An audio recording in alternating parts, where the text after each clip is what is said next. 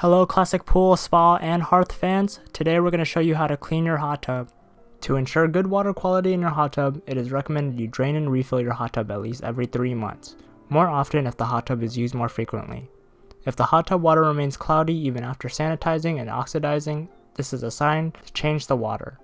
Or if the pH is high and not easily adjustable, this may mean the saturation index is high and it is time to change your water.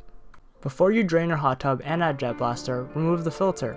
The Jet Blaster will clean the plumbing of organics, dirt, oils, and minerals that can build up and restrict water flow. Soak the filter in a bucket, and then cleaning it by hosing off any gunk and debris caught in the filter. Now we can add the Jet Blaster. Let the jets circulate the cleaner for 15 minutes, turn the jets off, let it sit for an hour, and then finally let it run with the jets on for another 15 minutes. You'll notice it starting to foam up, but no, it is not a bubble bath. It is the bacteria and gunk that is being released by the jet cleaner. Before you drain it, you want to make sure you're turning off the power at the GFCI. There are multiple ways to drain your hot tub. The fastest way is to use a submersible pump, and the more common method is attaching a garden hose to the spigot at the bottom of the hot tub and opening it and draining it from there.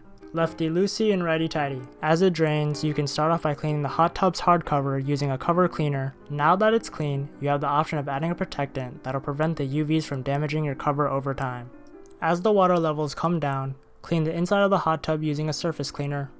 You can use a pool vacuum to get debris out of the water. Now that your hot tub is fully cleaned and fully drained, you can fill it back up through the filter compartment. When filling up your hot tub, you want to make sure that the water level is halfway up your filter cage or right above the top jets.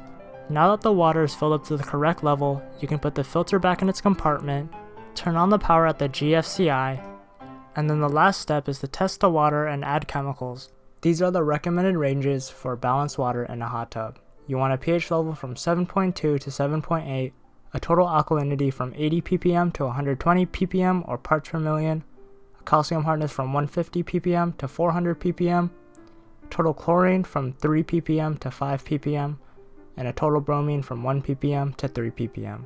You typically want to wait 30 minutes before you use your hot tub to let the chemical vapors escape. And then finally you get to enjoy the hot tub.